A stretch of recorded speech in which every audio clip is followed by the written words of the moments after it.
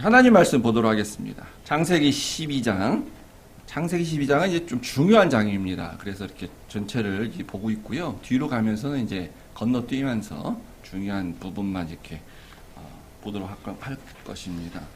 10절부터 20절까지. 그 땅에 기근이 들었으므로 아브라함이 애굽에 거류하려고 그리로 내려갔으나 이는 그 땅에 기근이 심하였음이라. 그가 애굽에 가까이 이르렀을 때에 그의 아내 사라에게 말하되 내가 알기에 그대는 아리따운 여인이라.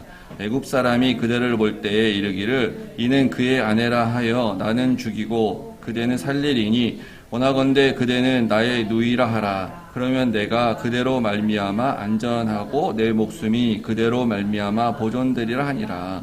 아브라함이 애굽에 이르렀을 때에 애굽 사람들이 그 여인이 심히 아리따움을 보았고 바로의 고관들도 그를 보고 바로 앞에서 칭찬하므로 그 여인을 바로의 궁으로 이끌어 들인지라. 이에 바로가 그로 말미암아 아브라함을 후대함으로 아브라함이 양과 소와 노비와 암수 나귀와 낙타를 얻었더라. 여호와께서 아브라함의 아내 사레의 일로 바로와 그 집에 큰 재앙을 내리신지라. 바로가 아브라함을 불러서 이르되 내가 어찌하여 나에게 이렇게 행하였느냐? 내가 어찌하여 그를 내 아내라고 내게 말하지 아니하였느냐? 내가 어찌 그를 누이라 하여 내가 그를 데려다가 아내를 삼게 하였느냐? 내 아내가 여기 있으니 이제 데려가라 하고 바로가 사람들에게 그의 일을 명하매 그들이 그와 함께 그의 아내와 그의 모든 소유를 보내었더라. 아멘. 하나님 아버지 함께하여 주셔서 성경의 저자이신 하나님 성령님을 통하여 우리에게 본래 이 말씀을 전한 이유를 우리가 오늘 명확히 잘 깨달을 수 있는 날 되도록 축복하여 주시옵소서. 예수님 이름으로 기도했습니다. 아멘. 앞에 여러분들 혹시 내용이 생각이 나시는지 모르겠는데요. 1분간 잠깐 요약을 하면 인간은 계속 무슨 일을 했냐면 이 앞에 창세기에서 보면 도시를 항상 만들었어요. 도시. 열심히 이제 우리가 뭉쳐서 살자, 그런 우리 스스로가 우리를 방어하자, 그런 뜻이에요. 그리고 도시가 이제 커지면 나라가 되고 또 여러 좀 더 커지면 이제 제국이 되고 그랬습니다. 근데 이제 그러면 무슨 문제가 항상 생겼냐면 정의가 사라지고 폭력과 포악함만 남고 그런 사람들의 울부짖음과 비명이 있는 그런 모습으로 변해가는 거예요. 기본적으로 타락한 인간의 이기심과 죄악된 본성 때문이죠. 그래서 하나님이 심판을 하셨어요. 처음에 홍수로서 모든 인간을 심판하셨죠. 그리고 나서 하나님이 다시는 물로 심판하지 않는다고 약속을 했기 때문에 바벨 제국이라는 것을 또 그 후손들이 만들었을 때에 하나님을 대항해서 우리가 높이 하늘로 탑을 쌓자라는 거 있잖아요. 우리 스스로가 우리를 구원하겠다. 우리는 이제 하나님이라는 그런 존재를 믿지 않거나 하나님 우리를 심판을 해도 우리 살아남을 수 있어 라고 해서 쌓게 돼요. 그래서 이제 홍수로는 심판하지 않고 언어로 혼잡해서 흩으셨죠.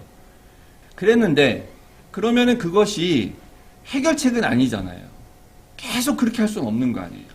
그래서 하나님께서 이게 인간들이 너무 이런 나라, 도시 이런 걸 좋아하니까 하나님께서 스스로 이제 그런 세상의 나라가 아니라 하나님 자신이 내가 왕이 돼서 내가 통치하는 그러한 하나님의 나라를 만들겠다는 걸 대안으로 이제 제시를 한 것입니다.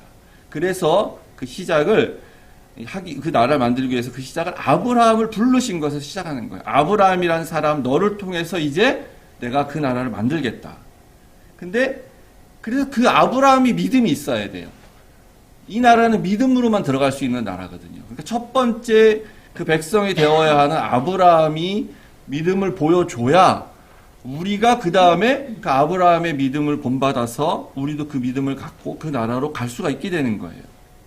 그래서 이 9절까지의 이야기는 13절 9절까지의 얘기는 이제 그렇게 아브라함 불러주셨다는 얘기고, 그럼 그 뒤부터 이 다음은 뭐냐면 아브라함이 그럼 어떻게 믿음이 점점 좋아지게 되는가 하는 그 얘기입니다. 이게 다. 그래서 그런 관점에서 우리가 이게 성경을 보지 않으면, 이 창세기를 보지 않으면 어떤 이제 이야기가 잘못 생각할 수 있냐면, 이 본문도 이제 우리 교회 오래 다니신 분들은 기억이 다 나실 거예요. 설교 시간에 많이 사용되는 본문 중에 하나입니다. 그러니까 이제 제가 이 본문 선택하고 제목 정해서 이렇게 딱 보면 여러분 이렇게 딱 와서 주보 아침에 딱 보면 목사님 뭔 얘기 하는 게있구만. 결론 다 머릿속에 이렇게 이미 나와 있을지 모릅니다. 이런 결론이에요. 어떤 거냐면 아브라함이 애굽으로 내려간 거는 믿음 없는 행동이었다. 예, 맞아요. 그래서 믿음 없는 행동을 하니까 결국은 거짓말까지 하게 되고, 그리스도인은 우리가 하나님 안 믿고 행동하고 그런 거짓말까지 하게 수도 있게 되다. 그럼 큰 문제가 발생을 하는데 아브라함이 아내를 빼앗기는 그런 문제가 발생했다. 빼앗기게 되는 위기가 발생했다. 아브라함은 해결할 능력이 없다, 전혀.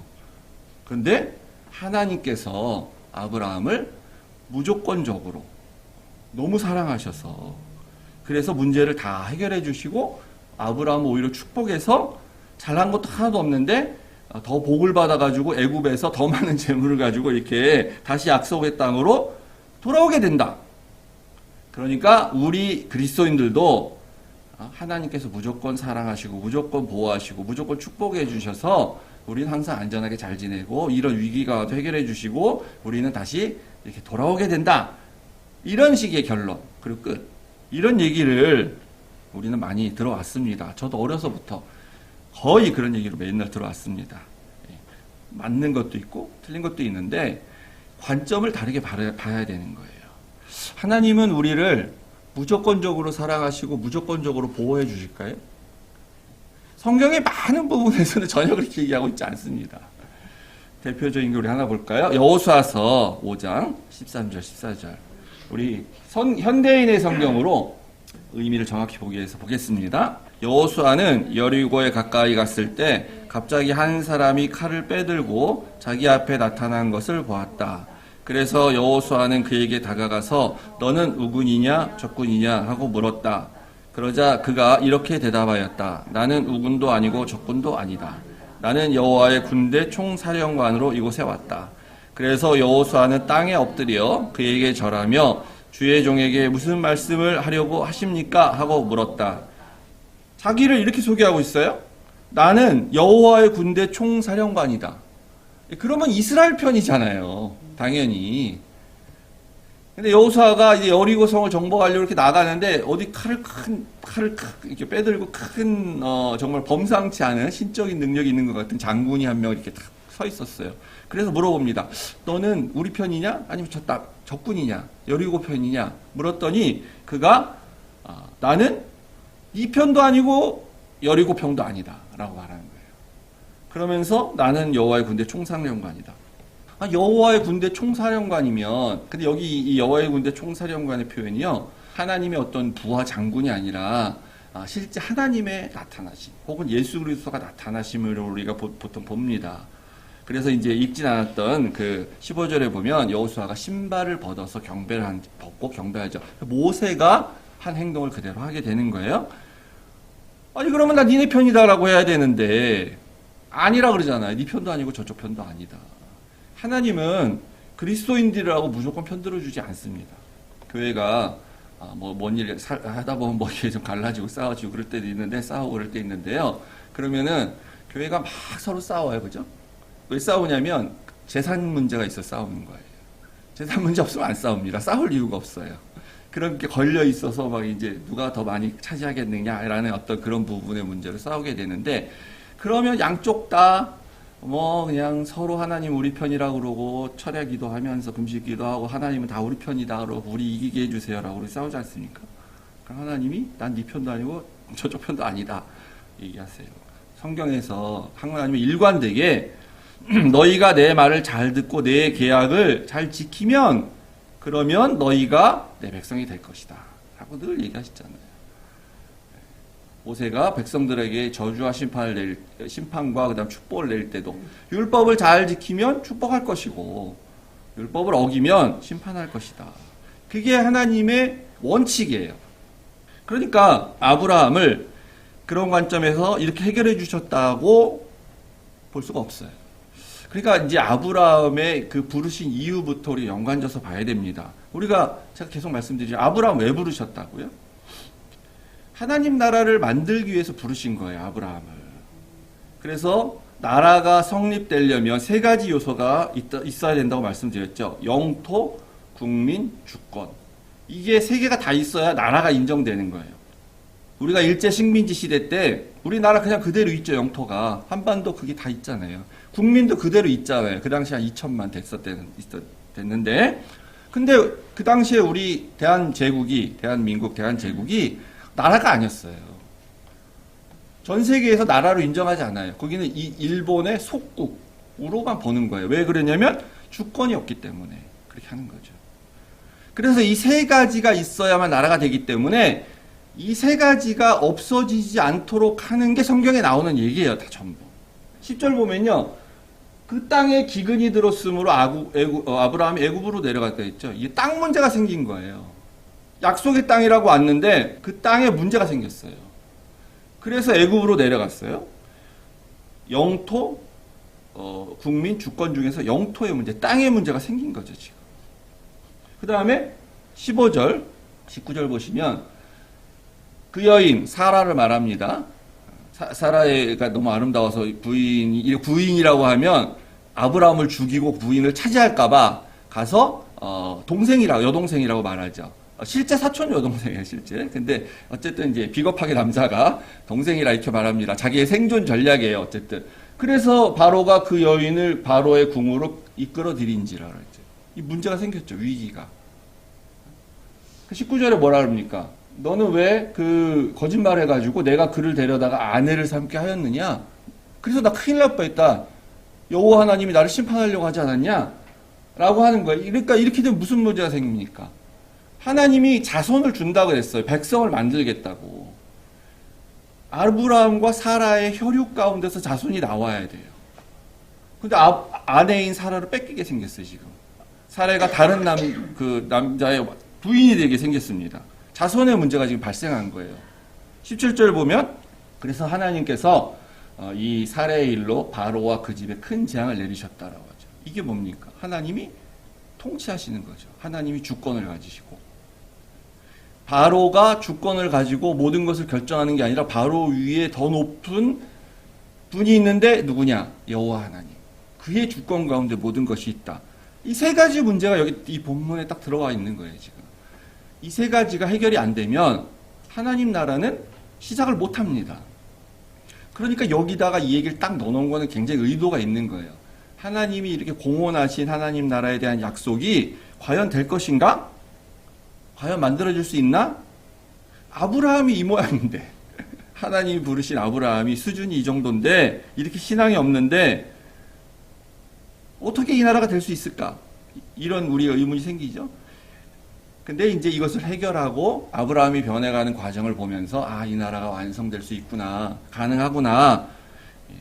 지금 수준이면 우리가 아브라함을 믿음의 조상이라고 부를 수가 없습니다. 시간이 지나면서 아브라함이 점점 신앙이 좋아지고 강해지는 것. 그래서 우리가 이제 보게 되죠. 여기서 이제 이렇게 땅 문제가 이게 생겼는데 여기서 이제 하여튼 결론적으로 아브라함은 하나님이 하시는 일을 보게 됩니다. 그래서 13장 8절부터 보시면 그 애굽에서 나온 이후에 아브라함이 조카 롯하고 땅 문제가 생겼어요. 어디에 누가 정착을 할 것인가 이런 문제가 생깁니다. 그러니 아브라함이 이렇게 얘기하죠. 우리는 한 친족이니까 우리 싸우지 말고 너나 나나 이렇게 같이 이렇게 목자들 다투지 하지 말자. 그러니까 우리가 서로 싸우지 말자 이런 얘기죠. 그러니까 네가 먼저 선택을 해라. 네가 왼쪽으로 가겠다. 그러면 나는 오른쪽 갈게. 네가 오른쪽으로 가겠다. 그러면 나는 왼쪽으로 갈게. 라고 지금 말을 하는 겁니다. 먼저 선택해라. 이런 거예요. 아브라함이 이렇게 굉장히 원래가 관대한 사람이고 조카를 너무 사랑해서 그랬을까? 자식이 없으니까 요새 말같이 조카 바보.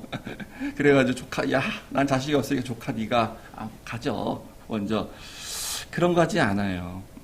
사람이 보통 그렇게 자기 자신이 손해보면서 자기가 희생을 해가면서까지 관대하지는 못합니다. 좀 어려운 거예요, 그것은. 내가 여유가 있을 때부터 관대함을 베풀죠. 근데 어쩌다가 보면 자기가 희생하고 자기가 손해보고 있는데도 관대함을 베푸는 경우가 있어요. 그것은 어떻게 가능하냐. 신앙과 믿음이 있을 때 그렇게 하는 것이에요. 신앙과 믿음이 있을 때. 그렇게 했더니 하나님이 나타나셨어요. 14절에 보면. 여기 성경에 하나님이 이렇게 아브라함이든 모세든 다윗이든 하나님이 이렇게 나타나셔서 뭐라고 말씀하셨다. 그때를 잘 봐야 돼요, 우리가. 중요한 겁니다, 그 순간이. 무슨 의미가 있어서 그때 탁 나타나시는 거예요. 하나님 나타나셔서 그래서 약속을 다시 확인해 주죠. 롯이 더 좋다고 생각된 땅을 따라서 쫓아갔는데 그래 네가 참 잘했다. 양보하고 먼저 선택해라 하고 너는 그 애굽에서 이제 그 기근이 들어서 애굽으로 내려가다 다시 오는 과정을 거치면서 하나님의 약속을 믿고 살아야지 내 인간적인 눈으로 보고 판단해서 안 되겠구나라는 걸 좀 배운 거예요. 그래서 롯에게 먼저 선택해라 이렇게 얘기했죠. 그럼 이제 하나님 보시기에 아브라함이 믿음이 좀 커진 거예요. 기특하죠. 그랬더니 이제 나타나셔서 북쪽과 남쪽, 동쪽, 서쪽 다 바라봐라. 네가 보는 것을 내가 다 너에게 땅을 주겠다. 이렇게 약속을 하십니다. 재확인을 하시는 거예요. 반면에 롯은 어떻게 됐습니까? 앞으로 롯이 그래서 먼저 선택하라 그랬더니 이렇게 선택을 했어요. 눈을 들어서 보니까 요단 지역이 좋아 보여. 요단 지역. 거기가 여호와의 동산 같고 에덴 동산 같은 그런 천국 같고 애굽 땅 같더라. 그러니까 이런 말, 이게 이제 우리가 관점입니다. 여호와의 동산, 천국 같은 에덴 동산을 보면서 동시에 세상을 보는 거예요. 그러니까 애굽이 천국 같아 보이는 거예요. 롯에게는 그 좋아 보이는 천국 같은 곳에 살다가 지금 아무것도 없는 이런 미개한 좀 후진국 같은 이곳에 와서 내가 딱 보니까 그나마 여기가 좀 좋아 보이는 것 같다. 그래서 동쪽으로 갑니다. 거기 롯이 있었던 곳에서 동쪽에 이제 그 땅이 있었던 거예요. 요단 땅이. 어디에 머물렀다 합니까? 도시들에 머무르죠. 그리고 거기가 어디냐면 소돔이에요. 소돔과 고모라 땅입니다. 소돔 사람은 여호와 앞에서 큰 죄인이었다라고 말하죠. 여기 이렇게 본즉 하와가 그 선악과를 볼 때 그거예요. 본즉 좋았더라. 여호와의 동산 같고 애굽 땅 같더라. 너무 좋아 보인다 이거죠. 그리고 선택을 하죠. 따먹는 걸로. 그게 사람의 아들들, 그러니까 하나님의 아들들이라고 표현됐던 그 구장이었죠. 나오는 그 사람들. 여인들을 보니 좋았더라. 그리고 아내로 삼았더라. 똑같이 반복되는 거예요. 그래서 롯의 그 관점에서. 동쪽으로 갔다는 것도 굉장히 의미심장하죠. 가인이 죄를 짓고 동쪽으로 가죠. 에녹성을 짓죠. 아담도 에덴 동산을 쫓겨나서 동쪽으로 갔다 그러죠. 노아의 자손들이 방주에서 나온 이후에 그 자손들이 동쪽으로 가서 바벨탑을 건설하게 되죠. 도시에 머무르는 거, 에녹성을 짓고 바벨 제국을 만들고 나라를 건설하고 똑같은 선택을 하고 있는 것이에요. 지금. 그래서 이게 땅에 대한 인식이 이렇게 바뀌고 믿음이 더 생긴 거예요. 그 한 번 경험을 통해서 이제 땅을 바라보는 관점이 달라졌죠. 그 다음에 이제 통치권, 주권에 대한 아브라함의 인식이 바뀌어요. 바로 14장에 또 나옵니다. 그래서 그거는 다음 시간 관계상 다음 주에 다음 주에 얘기를 말씀드리겠는데, 전쟁에서 이겨서 많은 전리품을 획득하게 되는데 당연히 자기가 가져갈 수 있는 거예요. 근데 아브라함이 나 이거 안 가져가겠다 이런 말이에요. 놀라운 신앙 고백이죠. 이유가 뭐냐? 내가 이걸 가져가면 소돔왕 네가 나를 이걸 줘서 내가 잘 살게 됐단 말을 들을 것 같아서 안 가져간다. 나는 하나님만 믿는다. 그게 하나님의 주권과 통치권에 대한 인식이 바뀌는 거죠. 아브라함이. 마지막 그럼 세 번째는 이제 자손에 대한 약속을 믿는 것인데, 자손에 대한 약속은 이게 좀 시간이 더 많이 걸립니다. 좀 오래 걸려요. 왜냐하면 그 아내인 사라가 완전히 생리가 끊겨서 정말 완전히 이제 끊겼다. 그래서 물리학적으로 의학적으로 애를 가질 수 없는 때가 될 때까지 하나님 기다리셔야 되기 때문에 그때 가서 하나님이 기적을 일으키실 거기 때문에 이제 기다리는 거죠. 그러니까 아브라함이 이제 자손에 대한 믿음은 굉장히 좀 시간이 오래 걸리면서 중간에 뭐 불평도 하고 막 이런 게 있습니다. 그러다가 하나님이 정말 기적으로 이삭을 100세에 주셨구나라는 걸 알게 되고 얻게 되죠. 그러면 이제 그건 받기만 하는 거잖아요. 자기가 희생하는 건 없잖아요. 그러니까 그 믿음이 정말 진짜 믿음인가 아닌가를 보기 위해서 이삭을 제물로 바치라 했을 때 아브라함이 그렇게 하려고 하지 않습니까? 정말 하나님이 하신다라는 걸 믿기 때문에. 그래서 생명의 근원이 이게 사람에게 있는 것이 아니라 오직 하나님께만 있다라는 것을 믿게 되는 것이에요. 그러니까 이게 다른 말로 하면요, 이게 이제 이게 다 상징과 의미가 있는 거예요. 100세 넘어서 애를 낳을 수 없는 아브라함이 사라가 애를 낳아서 그것이 오직 인간의 노력이 아닌 하나님께서 주신 백성이다라고 하는 말은 뭐냐면요, 하나님 나라의 백성은 우리 스스로 들어갈 수 없다는 거예요. 우리 인간적 노력으로 불가능하다는 걸 얘기하는 겁니다. 오직 하나님의 능력으로만 되는 것이에요. 그러니까 이 아브라함, 이삭, 야곱에 대한 이 창세기의 모든 이야기는요, 다 이렇게 이 영토의 문제, 땅, 국민, 이 자손의 문제, 주권, 이 통치에 관한 얘기예요. 거기서 이걸 우리가 보면 돼요. 왜 이런 얘기를 써놨는지를 알 수가 있는 것입니다. 아브라함은 하나님의 백성이 무조건 사랑하시고 무조건 도와주신다? 아니에요, 절대로. 하나님과 아브라함이 약속을 했습니다. 약속이란 것은요, 본래 약속은 그렇잖아요. 서로 지켜야 되는 거예요. 약속이란 게 서로 하는 거기 때문에. 그런데 이제 한쪽은, 한 사람은 약속을 지킬 능력이 있어요. 한쪽은 약속을 지킬 능력이 없어요. 그럼 이 사람은 능력이 없기 때문에 못 지키죠. 그러면 처음에는 충분한 능력이 있는 사람이 처음 몇 번은 일방적으로 약속을 지킬 수가 있습니다. 근데 그럼에도 불구하고 상대방이 어떤 변화가 없으면, 이 약속 관계를 유지하려고 하는 의지와 변화가 없으면 그 약속을 계속해서 지킬 수가 없는 거예요. 그 약속과 사랑은 다른 겁니다. 물론 사랑하기 때문에 약속할 수 있는데요. 사랑은 일방적일 수 있어요. 사랑은 일방적으로 무조건적으로 영원할 수 있어요. 하나님이 아브라함이 뭐 죄를 짓고 실수를 하고 뭘 하든지 간에 사랑하고, 그죠? 용서해 주시고 그럴 수 있어요, 영원히. 그런데 약속은 그렇게 할 수가 없습니다. 쉽게 이해하려면 이게 제일 좋을 것 같은 비유인데, 이게 우리가 드라마 보면은 재벌집 아들이 나오죠, 보통. 그래갖고 아주 가난하고 정말 볼 거라고 하나도 없는 어떤 여자를 좋아해. 여자는 물론 굉장히 괜찮은 매력적인 사람이죠. 그러니까 좋아해. 근데 뭐 가정 배경이나 뭐 교육이나 아무것도 볼품이 없어. 그러면 이제 스토리가 그 재벌집에서 뭐 죽으라고 반대하죠. 근데 이제 남자는 여자를 사랑하고 결혼하겠다고 약속을 합니다. 남자는 약속을 지킬 능력이 있어요. 자기가 자기 의지로 분명히. 부모가 반대해도 그걸 무릅쓰고, 내 눈이 흙이 들어갈 때가 절대 안 된다 그래도 부모를 버리면서까지도 여자를 선택할 능력도 있고 의지가 있어요. 근데 여자가 그 상상이 되잖아요. 다 예상이. 이 시댁에 온갖 그 멸시와 핍박이 있을 거 아닙니까? 결혼을 그렇게 하게 되면. 그러면 그것을 내가 견디겠다라는 그런 마음의 변화가 없으면 결혼할 수가 없어요. 결혼하겠다고 분명히 약속은 했는데, 그리고 이 남자는 지킬 능력이 있고 의지도 있습니다. 근데 여자가 내가 정말 모든 것들을 감수하겠다. 그런 의지의 변화가 없으면 못하는 거예요, 이 결혼은. 근데 물론 남자가 여자를, 그 결혼과 상관이 없이 남자가 여자를 영원히 사랑하는 건 가능하죠, 당연히. 무조건적으로 사랑할 수 있죠. 그러니까 아브라함이 이 믿음이, 이 변화가 있어야 돼요.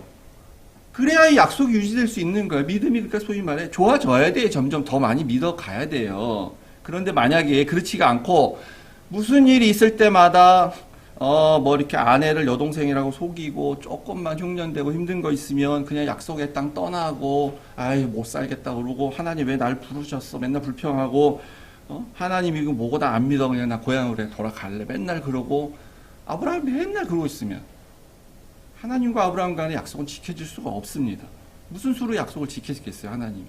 하나님이 능력이 없어서가 아니고 그 약속을 같이 지키고 받아들여야 될 아브라함이 변화가 없기 때문에. 우리가 흉년이 들었을 때 살 길을 찾아서 애굽 땅으로 내려가고요. 또 갔더니 잘못하다가는 아내 때문에 죽을 수도 있으니까 아내를 동생이라고 말하고, 그렇게 하는 건요, 나쁜 것은 아니에요, 사실은. 뭐 당시 사람들이 어떻게 보면 생존을 위해서 다 일반적으로 하는 일이라고 볼 수가 있죠.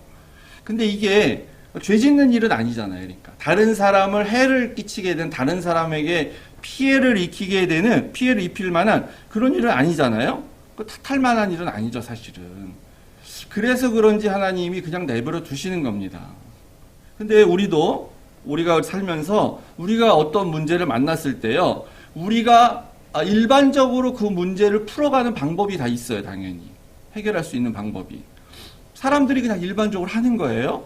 뭐 법에 호소를 한다든가, 뭐 재판을 한다든가, 뭐 상식에 호소를 한다든가, 뭐 이런 것을 통해서 이 문제를 해결하고 극복하려고 우리가 할 수 있죠, 당연히. 그리고 실제 이제 그렇게 해서 해결되고, 뭐 꼭 나쁜 결과가 있는 건 아니고, 물론 좋은 결과라서 해결될 수도 있고요. 극복될 수 있습니다. 나쁜 건 아니에요. 그런데 우리가 이제 그 믿음이라는 신앙의 첫 발을 내디뎠기 때문에 우리는 그 세상 사람들이 그냥 일반적으로 하는 그런 방법보다 또 다른 방법이 하나 있다. 다른 차원의 새로운 방법이 하나 더 있다.